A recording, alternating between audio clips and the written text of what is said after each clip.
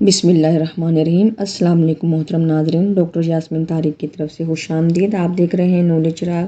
الحمدللہ رب العالمین، سب تعریفیں اللہ کے لیے جو تمام جہان والوں کا پالنے والا ہے۔ ایاک نعبد و ایاک نستعین، ہم تیری ہی عبادت کرتے ہیں اور تجھ سے ہی مدد چاہتے ہیں۔ آج ہم 5 لاکھ احادیث کا نچوڑ بیان کریں گے جو ہماری زندگی میں ان احادیث کے پیغام کو مزید واضح کریں گی۔ امام اعظم ابو حنیفہ رحمۃ اللہ علیہ نے ان 5 احادیث کو دین کی بنیاد قرار دیا ہے۔ 5 لاکھ احادیث کا نچوڑ۔ امام اعظم ابو حنیفہ رحمۃ اللہ علیہ نے اپنے بیٹے حماد کو 5 حدیثیں سنائیں۔ فرمایا، ہمارے نبی کریم صلی اللہ علیہ وآلہ وسلم نے فرمایا، انما الاعمال بالنیات، اعمال کا دار و مدار نیتوں پر ہے اور انسان کے لیے وہی ہے جس کی اس نے نیت کی ہو۔ لغت و اسلام میں نیت کی تعریف۔ لغت میں نیت کے معنی نوع من القصد والارادہ، ایک قسم کا قصد و ارادہ۔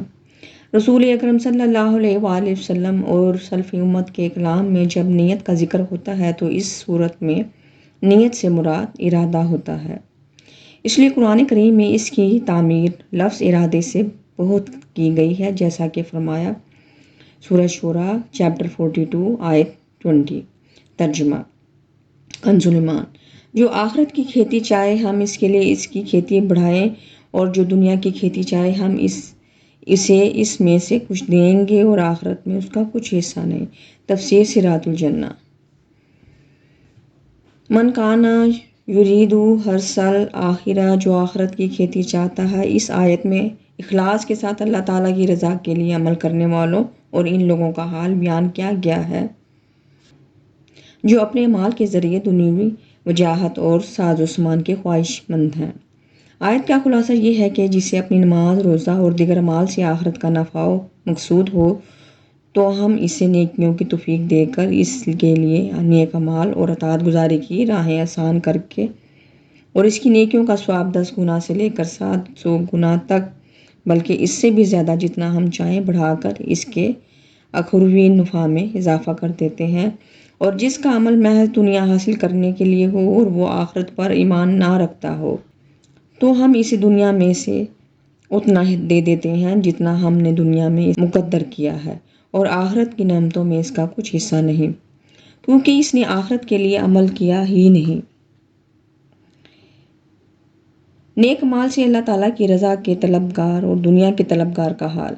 اس آیت سے معلوم ہوا کہ جو شخص اللہ تعالیٰ کو راضی کرنے والے عمل کرے اور ان اعمال سے صرف اپنے خالق و مالک کی رضا حاصل کرنے کی نیت کرے تو اسے اللہ تعالیٰ دنیا میں بھی نوازتا ہے اور آخرت میں بھی اس پر اپنے لطف و کرم کی بارش فرمائے گا۔ اور وہ شخص جو نماز، روزہ، حج، زکوٰۃ، صدقہ، خیرات اور دیگر نیک اعمال سے اللہ تعالیٰ کی رضا حاصل کرنے کی نیت نہ کرے بلکہ ان اعمال کے ذریعے دنیا میں مال و دولت، عزت، شہرت اور اپنی واہ واہ چاہے تو دنیا میں اسے صرف اتنا ہی ملے گا جتنا اس کے نصیب میں لکھا ہے، اور آخرت میں ان اعمال کے ثواب سے اسے محروم کر دیا جائے گا۔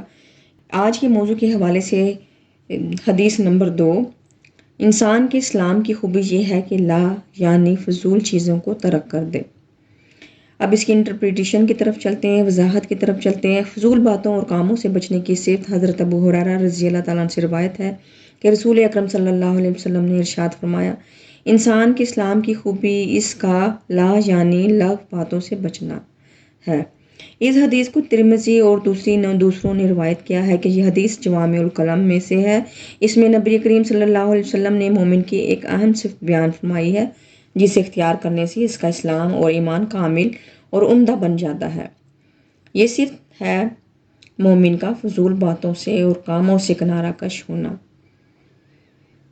اس صفت کو قرآن مجید میں اس طرح بیان کیا گیا ہے، اور جو لوگ لغو باتوں سے دور رہتے ہیں، لغو ہر اس بات کو کام کو کہتے ہیں جو فضول، بیکار اور لا حاصل ہو، جن باتوں اور کاموں کا دنیا اور آخرت میں کوئی فائدہ نہ ہو، جن سے کوئی مفید نتیجہ نہ نکلے، جن کی کوئی حقیقی ضرورت نہ ہو اور جن سے کوئی اچھا مقصد حاصل نہ ہو۔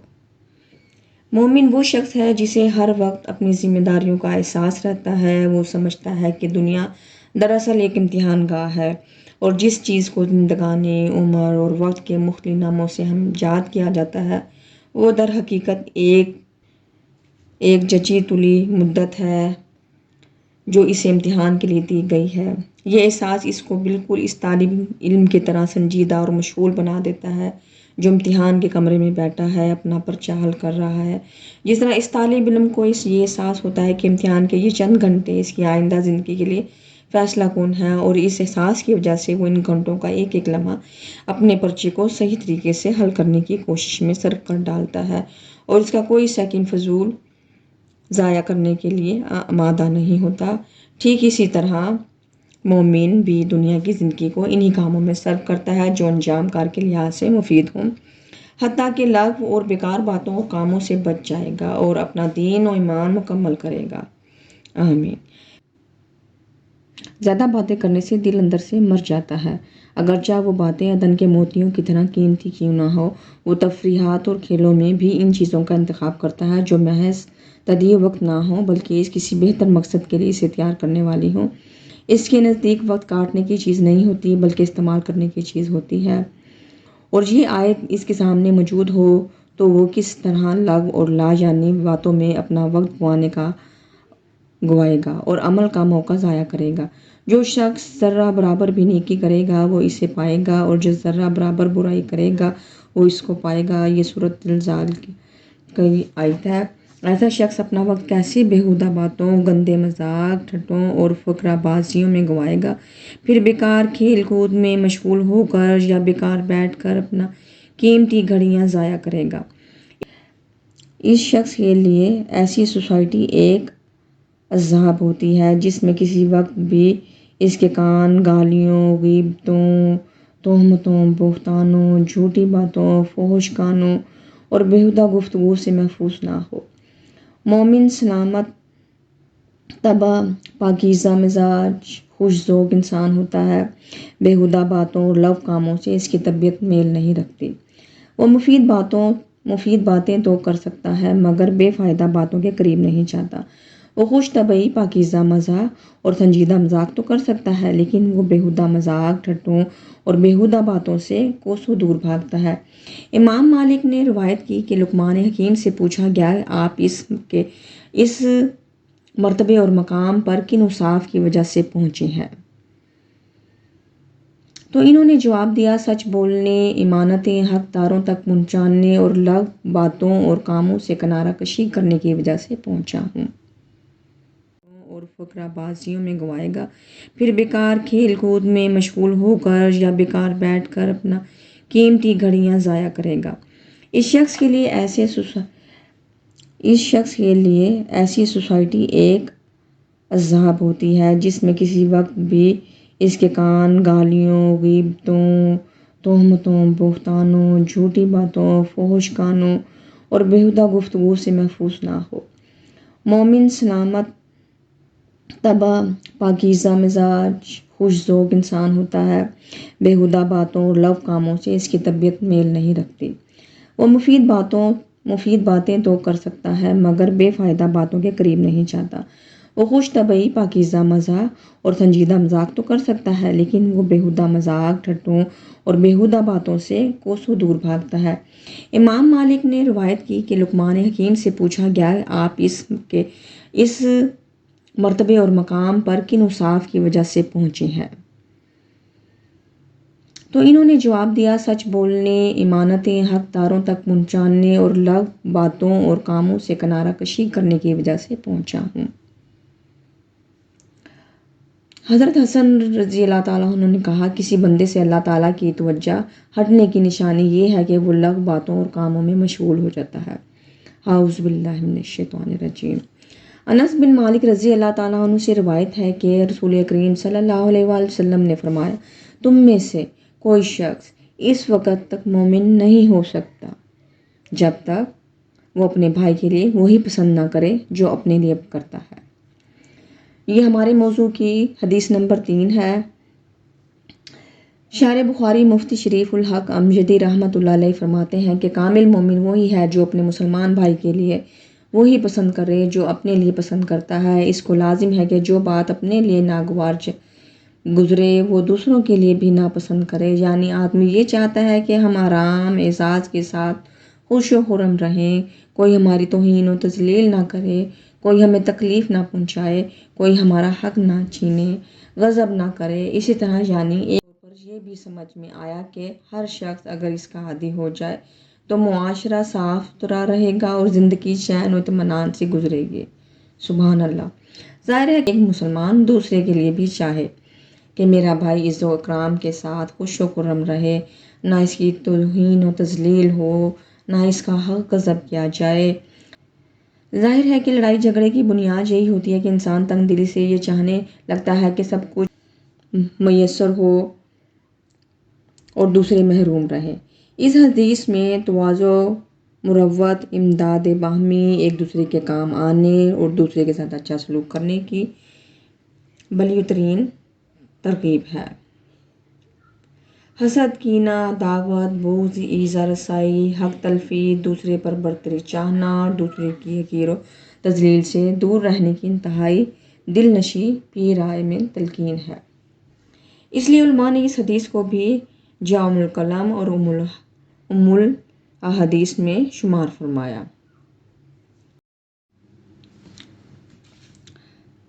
ظاہر ہے کہ لڑائی جھگڑے کی بنیاد یہی ہوتی ہے کہ انسان تنگ دلی سے یہ چاہنے لگتا ہے کہ سب کچھ ہمیں میسر ہو اور دوسرے محروم رہیں۔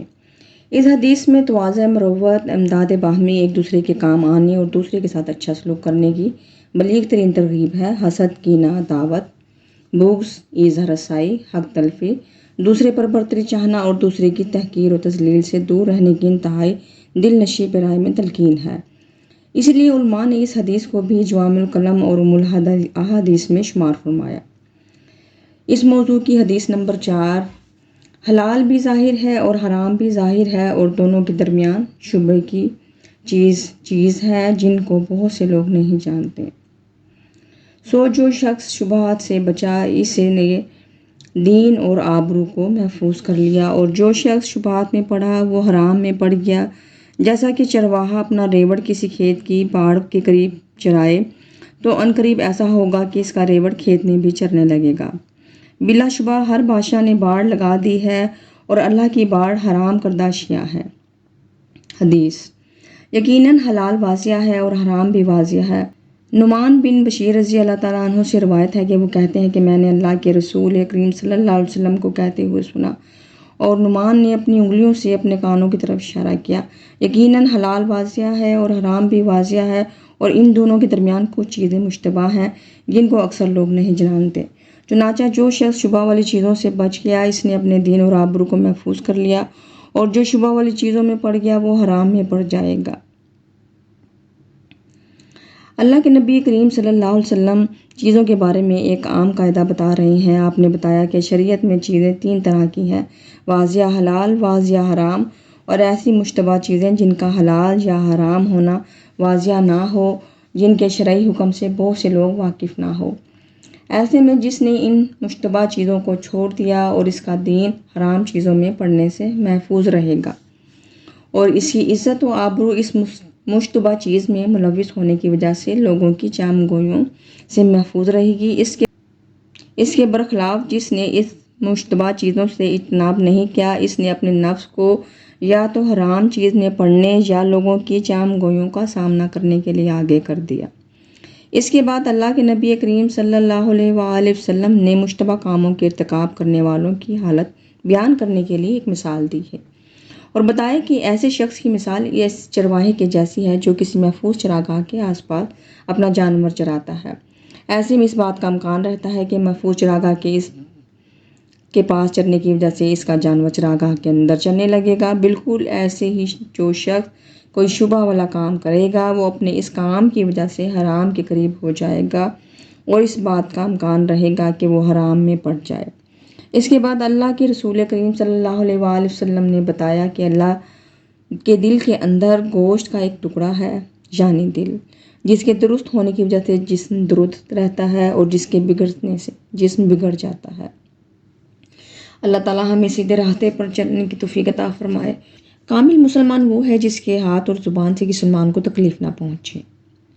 اب ہمیں یہ دیکھنا ہوگا کہ ایک مسلمان ہونے کی حیثیت سے کہیں ہم اپنے ہاتھ اور زبان سے کسی کو تکلیف تو نہیں دیتے۔ ہم اس کرائیٹیریا پر کتنا پورا اترتے ہیں؟ زبان سے تکلیف دینا کیا ہے؟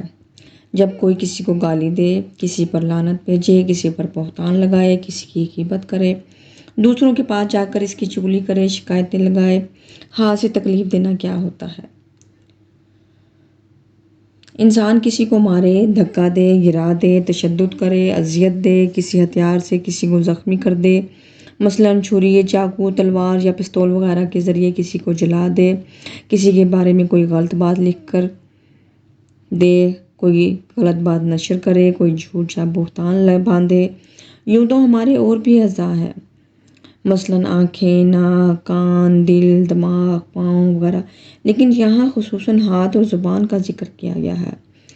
اس کا یہ مطلب نہیں کہ انسان پیروں سے مار سکتا ہے، اس کی بھی اجازت نہیں ہے۔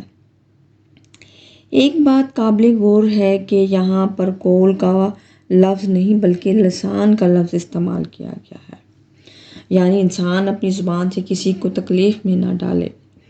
مثلاً بعض اوقات انسان بول کر کسی کو تکلیف دیتا ہے اور بعض اوقات بلا وجہ خاموش رہ کر بھی تکلیف دی جاتی ہے، یعنی لسان کا لفظ استعمال کر کے ہمارے دین نے ہر قسم کی تکلیف دینے سے روک دیا۔ سبحان اللہ، چاہے وہ بول کر دی جائے یا بے ضرورت خاموش رہ کر۔ رسول کریم صلی اللہ علیہ وآلہ وسلم نے فرمایا، ہر آدمی کی انتہائی بابرکت اور منحوس چیز اس کی زبان ہے، یعنی اگر آدمی اپنی زبان سے کوئی اچھی اور مفید بات کرتا ہے تو اس کی خیر و برکت بہت دور تک پہنچ جاتی ہے۔ اسی طرح بعض اوقات انسان کوئی ایسی بات کر جاتا ہے جس کا شر دوسروں تک جا پہنچتا ہے، اس لیے اپنی زبان پر کنٹرول رکھنا بہت ضروری ہے، کیونکہ یہ ہمارے لیے برکت بھی لا سکتی ہے اور نحوست بھی۔ زبان سے سلامتی دینا بہت افضل عمل ہے۔ عبداللہ بن مسعود رضی اللہ تعالیٰ عنہ نے نبی کریم صلی اللہ علیہ وسلم سے پوچھا، اے اللہ کے رسول صلی اللہ علیہ وسلم، اعمال میں سب سے افضل عمل کون سا ہے؟ آپ صلی اللہ علیہ وآلہ وسلم نے فرمایا، نماز کو اس کے وقت پر پڑھنا۔ انہوں نے پوچھا، پھر کون سا؟ آپ صلی اللہ علیہ وسلم نے فرمایا، لوگ تمہاری زبان سے محفوظ رہیں۔ اس طرح 3 چیزیں انسان کی بدبختی کی علامت ہے۔ وہ عورت جو تمہیں دیکھ کر بری لگے اور وہ تم پر زبان چلائے، یعنی ایسی عورت سے شادی ہو جانا جو بد زبان ہو اور بدبختی کی علامت ہے۔ زبان سے کسی کو اذیت دینا جہنم کو واجب کرنے والا عمل ہے۔ ایک شخص نے رسول کریم صلی اللہ علیہ وآلہ وسلم سے پوچھا، یا رسول اللہ، فلاں عورت نماز، روزہ، صدقہ، خیرات بہت کرنے والی ہے، لیکن وہ اپنی زبان سے اپنے پڑوسیوں کو ستاتی ہے۔ نبی کریم صلی اللہ علیہ وآلہ وسلم نے فرمایا، وہ جہنمی ہے۔ پھر اس نے پوچھا، فلاں عورت نماز، روزہ اور صدقہ کی کمی میں مشہور ہے، لیکن وہ اپنے پڑوسیوں کو نہیں ستاتی۔ آپ صلی اللہ علیہ وآلہ وسلم نے ارشاد فرمایا، وہ جنتی ہے۔ یعنی اگرچہ آدمی کی عبادتیں کم ہوئی ہوں مگر وہ کسی کو تکلیف نہیں دیتا تو اس کا درجہ بڑا ہے۔ ہاتھ سے تکلیف دینا۔ ام المومنین حضرت عائشہ رضی اللہ تعالیٰ عنہ فرماتی ہیں، رسول کریم صلی اللہ علیہ وسلم نے اپنی ذات کے لیے کبھی کسی کو اپنے ہاتھ سے نہیں مارا، نہ عورت کو، نہ اپنے خادم کو۔ نبی کریم صلی اللہ علیہ وآلہ وسلم نے فرمایا، کیا تم جانتے ہو مفلس کون ہے؟ صحابہ کرام رضی اللہ تعالیٰ عنہم نے فرمایا، جس کے پاس مال و اسباب اور درہم و دینار نہ ہو۔ نبی کریم صلی اللہ علیہ وآلہ وسلم نے فرمایا، بے شک قیامت کے دن میری امت کا مفلس ترین آدمی وہ ہوگا جو نماز، روزہ، زکوٰۃ سب کچھ لے کر آئے گا، لیکن اس شخص نے دنیا میں کسی کو گالی دی ہوگی، کسی پر تہمت لگائی ہوگی، کسی کا مال کھایا ہوگا، کسی کا خون بہایا ہوگا، کسی کو مارا ہوگا۔ اس دن اس کی نیکیوں میں سے ان لوگوں کو دے دیا جائے گا۔ اللہ تعالیٰ ہمیں اپنی حفظ و امان میں رکھے اور ہمیں نیکی کی ہدایت دے۔ یعنی انسان کے برے اعمال کیا ہے، بدلے میں اس کی نیکیاں اس سے لے کر دوسروں کو دے دی جائیں گی۔ اگر اس کی نیکیاں ان لوگوں کے حقوق کی ادائیگی سے پہلے ہی ختم ہو گئی تو ان حقداروں کے گناہ اس کے حصے میں ڈال دیے جائیں گے اور پھر اس کو جہنم میں ڈال دیا جائے گا۔ اللہم اجرنا من النار، اللہم اجرنا من النار، اللہم اجرنا من النار۔ اس لیے ہمیں بہت محتاط رہنے کی ضرورت ہے کہ کسی کو ہماری طرف سے کوئی تکلیف نہ پہنچے، اور دنیا میں ہم نے جو نیکیاں اتنی محنت سے کمائی ہیں کہیں ایسا نہ ہو کہ قیامت کے روز وہ ہم سے لے کر دوسروں کو دے دی جائیں اور ہم خالی ہاتھ رہ جائیں اور مفلس ہو جائیں۔ اے اللہ، بے شک ہم برے اخلاق، برے مال اور بری خواہشات سے آپ کی پناہ لیتے ہیں۔ آمین یا رب العالمین۔ یہ 5 حدیثیں سنانے کے بعد آپ فرماتے ہیں بیٹا ان 5 چیزوں کو آئینے کی طرح رکھنا اور اپنے اعمال کا ان 5 حدیثوں پر محاسبہ کرتے رہنا۔ یہ 5 حدیثیں ان 5 لاکھ حدیثوں کا نچوڑ ہیں جو مجھے یاد ہیں از مجموعہ امام اعظم رحمۃ اللہ علیہ۔ ویڈیو کو سبسکرائب، لائک، کمنٹ کریں۔ Thanks for watching the video. Allah پاک ہم سب کا حامی و ناصر۔ اللہ حافظ۔